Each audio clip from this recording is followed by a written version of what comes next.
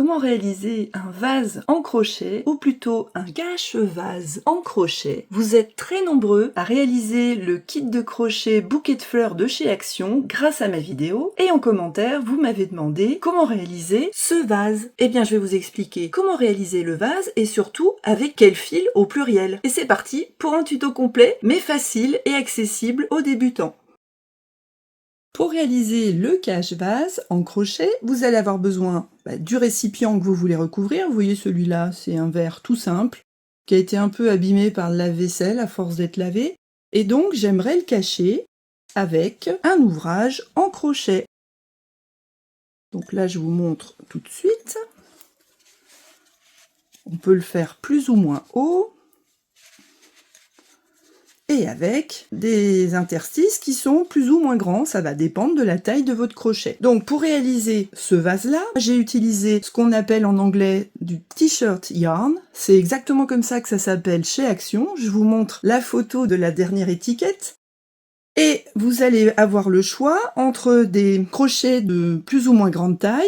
Je pense que celui-là, à l'époque, j'ai dû le réaliser avec un crochet de 12, puisque j'étais toute débutante et c'était mon tout premier crochet. Mais vous pouvez essayer de le faire en 10 ou en 8, pas plus petit, sinon vous allez vraiment avoir des soucis. Mais si vous ne trouvez pas ce fil particulier, vous avez une autre solution. Si vous préférez un rendu moins rustique, vous pouvez très bien utiliser un autre fil, par exemple chez Action, qui est le All Weather de chez Allison et Mahé. Alors All Weather, ça veut dire tout temps, toute météo. C'est un fil où vous avez 225 grammes, 100% polyester, et que vous pouvez crocheter, avec des gammes un petit peu plus étendues de crochets. Je vous fais cette démonstration avec un crochet de 6. Et vous voyez que les mailles sont vraiment ultra serrées. Mais vous pouvez très bien choisir du 8 ou du 10. C'est recommandé avec du 8 ou du 10. Pour cette vidéo, pour réaliser le cache-vase en crochet, on va partir sur du t-shirt yarn, sur du fil t-shirt. En fait, c'est du t-shirt qui a été coupé en petites lamelles et enroulé en bobine.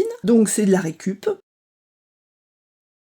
Là, c'est mon premier vase à l'époque et on voit qu'il a tous les défauts qu'un débutant peut faire. C'est-à-dire que le magique au milieu, je l'avais pas assez serré. J'ai voulu crocheter facilement en spirale, ce qui fait que quand j'ai dû faire une maille dans le brin arrière, seulement pour réaliser la courbure, je me suis retrouvée avec un énorme décalage. Donc on va voir ensemble comment surtout ne pas faire ça. Et je vais vous montrer les bonnes pratiques pour avoir un meilleur rendu. Alors ça, c'est toujours en spirale, mais c'est un petit peu mieux réalisé. Et surtout, dans ce modèle-là, là j'ai réalisé des ronds fermés et je vais vous expliquer comment avoir un rendu impeccable. Et on terminera, après des mailles serrées tout le long, par une maille écrevisse pour terminer le haut de notre cache-vase. Que ce soit dans ce modèle-là ou bien avec du fil t-shirt.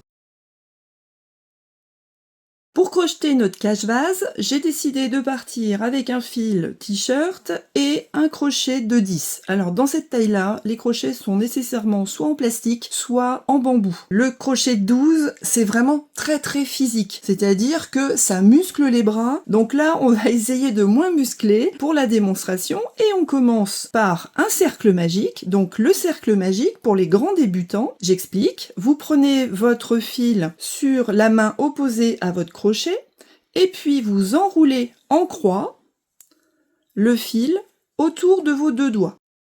Vous retournez et là vous voyez que vous avez deux boucles. Donc vous passez votre crochet dessous, vous étirez, voilà, vous remontez en tournant et maintenant vous passez sous la deuxième boucle et vous tirez et votre cercle magique est terminé. Alors évidemment sur ma chaîne vous avez toutes les mini vidéos qui vous permettent de regarder ça beaucoup plus lentement. Vous pouvez aussi ralentir la vidéo et recommencer autant que vous voulez. Donc j'ai tiré un petit peu sur mon nœud magique pour qu'il soit pas trop gros et là je vais réaliser 7 mailles serrées. Alors est-ce que je fais des mailles serrées classiques, des mailles serrées type amigurumi en X? Écoutez, c'est comme vous le sentez. Alors nous on va commencer pour grands débutants pour la maille serrée classique.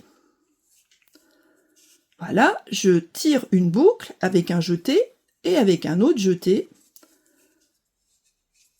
Je fais ma première maille, je fais ma deuxième, un jeté, je tire, un deuxième, jeté et j'enchaîne, voilà, et maintenant on va faire La troisième, alors je vous préviens, c'est physique, hein, c'est épais, mais l'avantage, c'est que ça va hyper vite.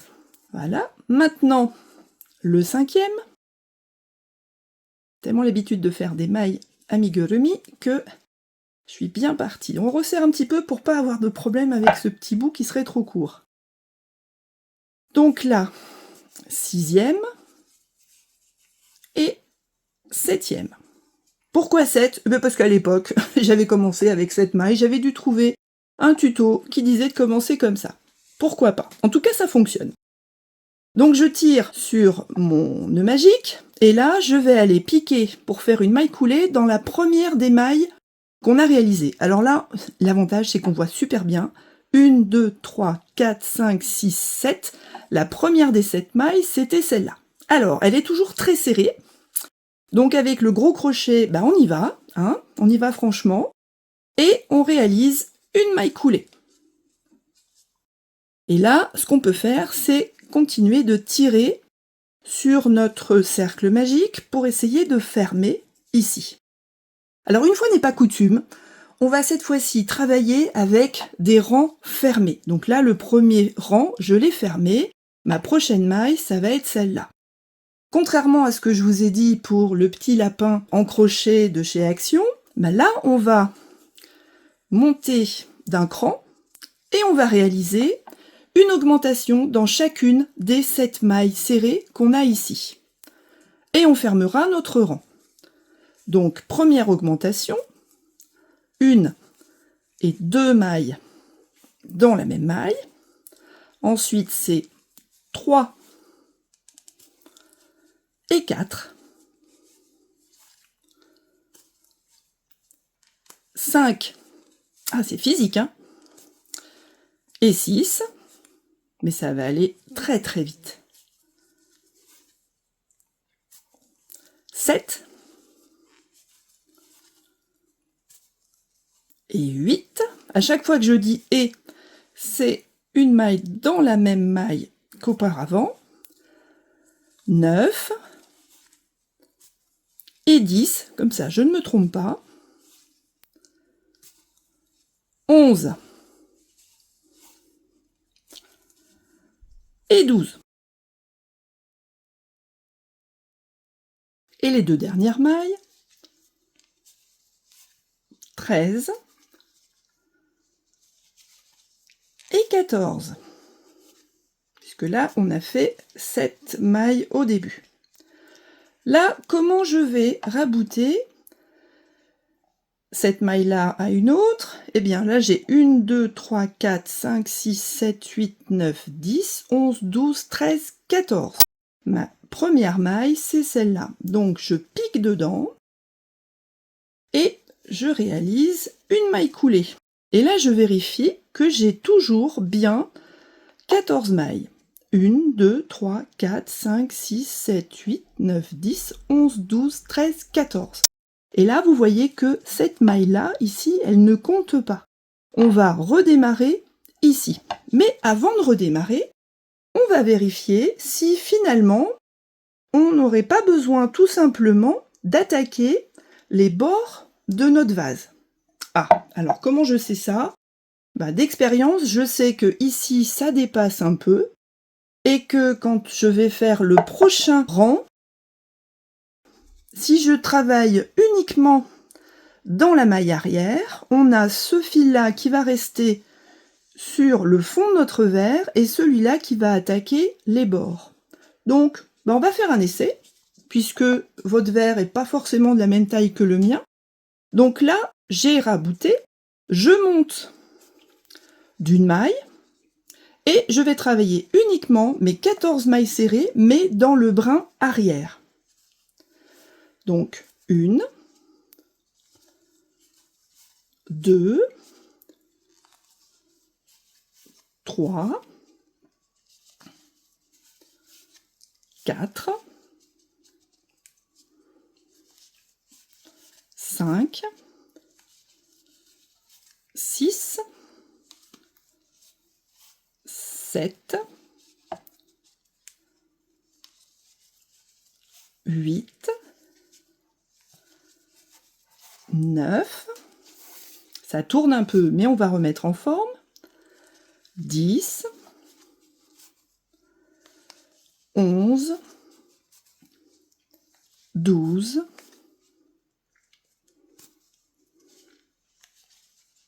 13. 14. Et là, si je tire un peu, je vois que le fond de mon verre, de mon cache-verre, est formé. Et maintenant, je vais vérifier que ça rentre bien. Donc ce petit fil là qui me gêne pour l'instant, je vais le sortir et je le cacherai plus tard pour pouvoir essayer le fond de mon verre, voir si ça va rentrer. Et là, eh bien en fait, c'est un petit peu comme on le sent. Si vous trouvez que c'est suffisant, eh bien, vous continuez les bords du verre. Si vous trouvez que c'est un petit peu juste, vous pouvez réaliser un rond de plus. Alors ici, comment j'avais fait? Je m'étais arrêtée avec 2 rangs, mais j'avais sans doute un crochet un petit peu plus grand. Mais bon, on va dire que ça va bien se passer. Alors ce qu'il faut vérifier, c'est que votre verre soit vraiment stable sur votre crochet.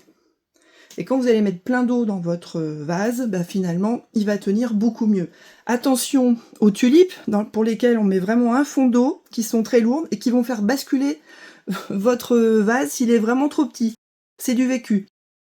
Donc là, eh bien, je vais pouvoir continuer. Alors, je reprends ma maille ici. Et maintenant, qu'est-ce que je fais? Là, j'ai un rendu impeccable sur le côté. Et ce que je ne veux surtout pas, c'est avoir une démarcation le long de mon vase. C'est-à-dire que, vous voyez ici, je n'ai aucune démarcation. Pourquoi? Parce que j'ai travaillé en spirale.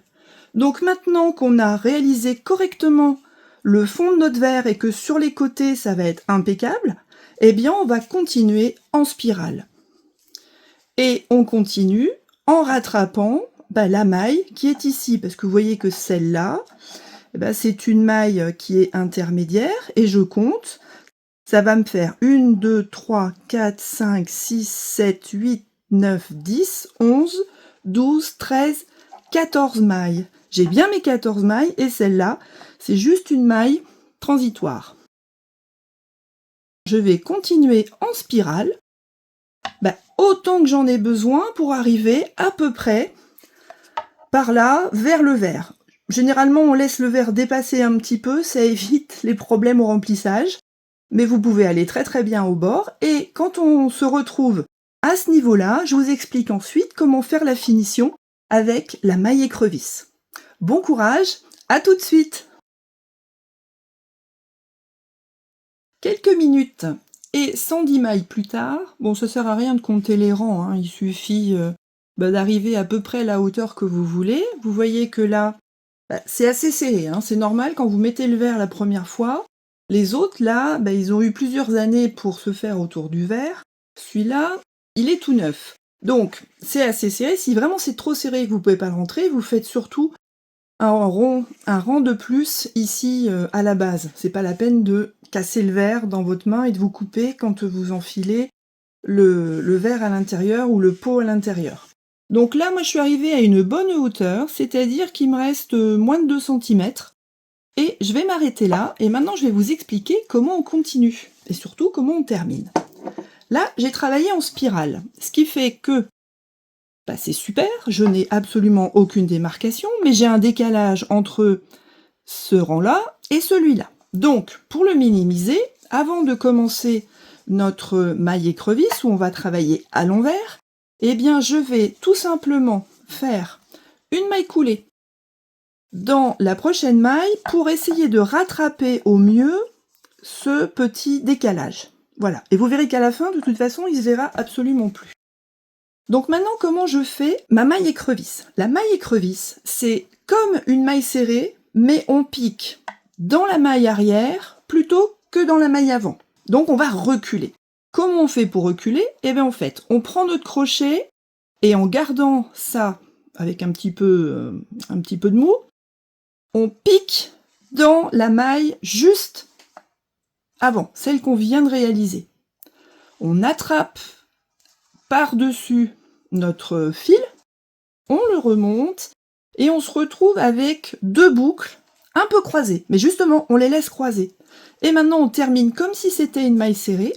Et voilà, notre première maille écrevisse est réalisée. On va faire 2, 3, 4 mailles, vous allez commencer à voir le motif. Donc là, je recommence, je pique à l'envers, j'attrape mon fil, je le remonte, il est un peu serré, c'est normal, au contraire, et je termine comme si c'était une maille serrée. Allez, j'en fais 3, 4 pour vous montrer le motif se former. Bon, c'est toujours aussi physique, hein. Là, ça fait faire des muscles et du sport pour le haut du corps, même quand on fait du crochet au fond du canapé. Bon, après, il faut faire des pauses et aller marcher ou faire un autre sport. Donc vous voyez ici que ma maille écrevisse, elle commence à se former. C'est-à-dire qu'on a un joli petit torsadé qui se crée tout le long. Donc on continue, on va continuer ensemble parce qu'il n'y a pas beaucoup de mailles. Et vous vous sentirez moins seul pour cet exercice. Et moi aussi.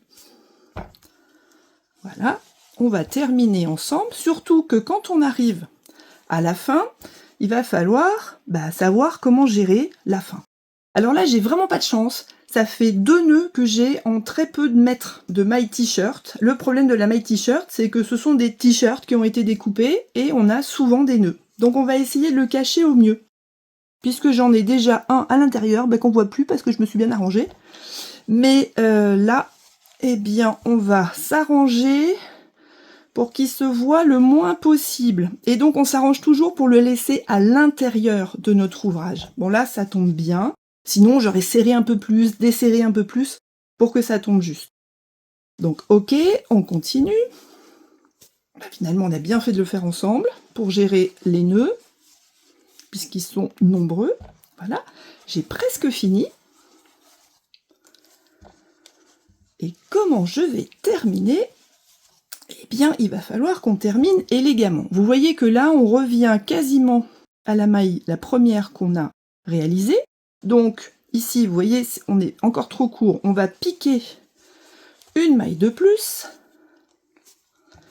Et là, il faut terminer élégamment. C'est-à-dire que cette maille écrevisse, on va la coucher sur la première de notre ouvrage et on va s'arranger pour que ce fil-là soit coincé dans la maille d'après. Alors, ce qu'on peut essayer de faire, il y a plusieurs méthodes.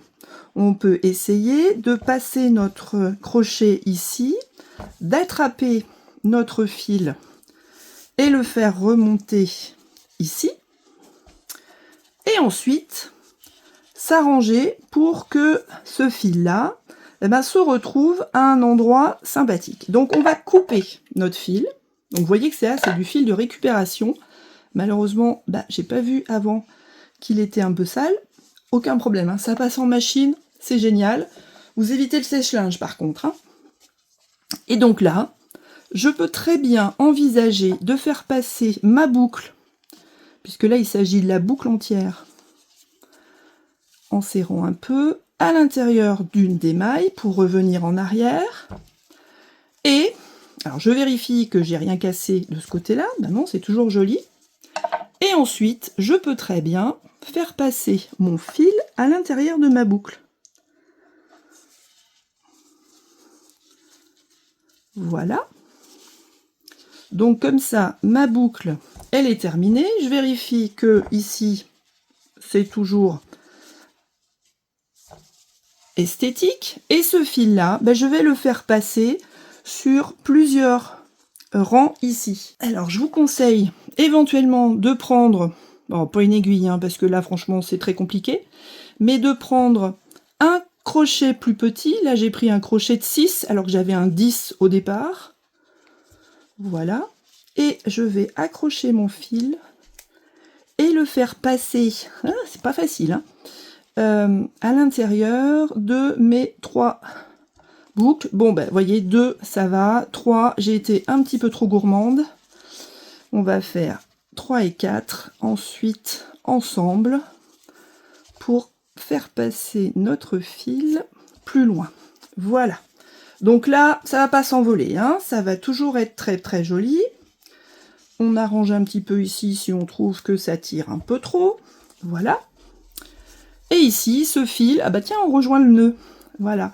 Et ben, soit on le coupe à ras, soit on le récupère un cran plus bas. C'est peut-être plus esthétique.